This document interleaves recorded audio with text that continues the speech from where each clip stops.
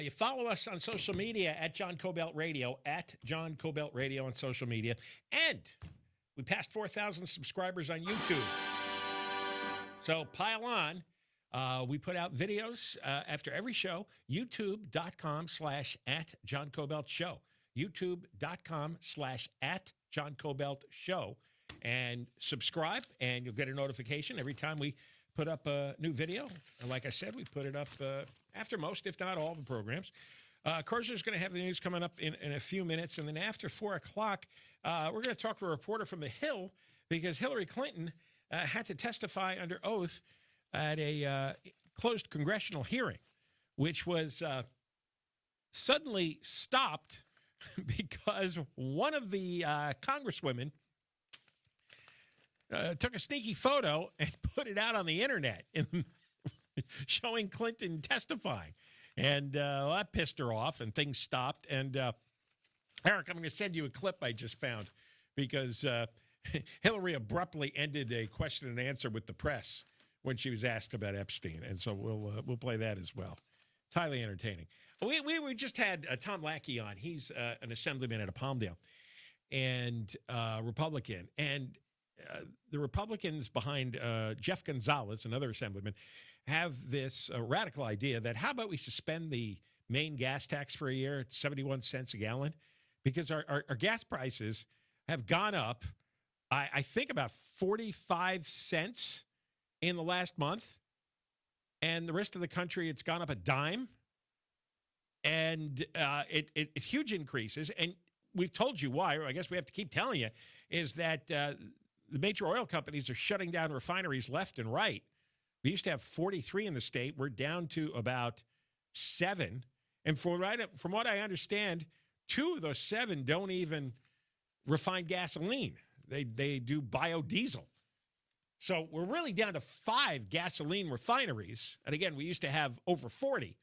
And so now there's a huge shortage of oil and gasoline where the oil companies can't pump it at a Bakersfield. They're largely not allowed to. And now we're shipping in refined gasoline from all over the world through the Bahamas, which is really expensive. And overall, there are more greenhouse gases, far more greenhouse gases going into the air doing it that way.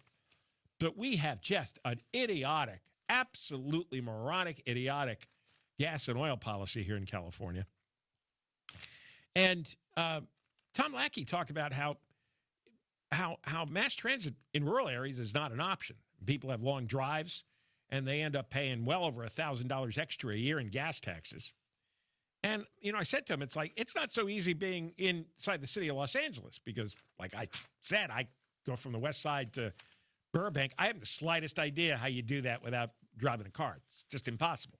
And a lot of people live in the valley and live north of the valley, up around Santa Clarita, and they work in L.A. on the west side, or they work in Orange County. I mean, I see the traffic every day. There are no transit lines to handle that. It's impossible. So along those lines, the California Post, their editorial board, did an editorial. There's a new study from Unleash Prosperity and finds that nearly every major metro area in the country, public transit market share has dropped sharply, even though spending is way up. So they're spending way more on public transit, but the number of people using public transit has dropped dramatically. In fact, since 1960, transit spending is up sixfold across the country, sixfold, but the percentage of commuters who actually take buses and trains has fallen by 2/3. And I see this every day. I go to Santa Monica, stop at the bagel shop. There's buses blowing by me on Wilshire Boulevard. They're all empty, except for some drug addict homeless person sitting balled up in the back. They're all empty. They spend the day. Some of these homeless people are getting like private buses that act as limousines for them. And they sit in the bus all day, and the drivers just take them up and down Wilshire Boulevard. Only 1 out of every 25 uses mass transit. 1 out of 25. And in the largest metro areas, 60 times more jobs are accessible by car within 30 minutes than by transit. So that's why people drive, because there's 60 times as many jobs available. And people who drive alone still get to work on average under 30 minutes. I know a lot of people in LA, it takes quite a bit longer than that. And they conclude at the end it's because you get point-to-point travel.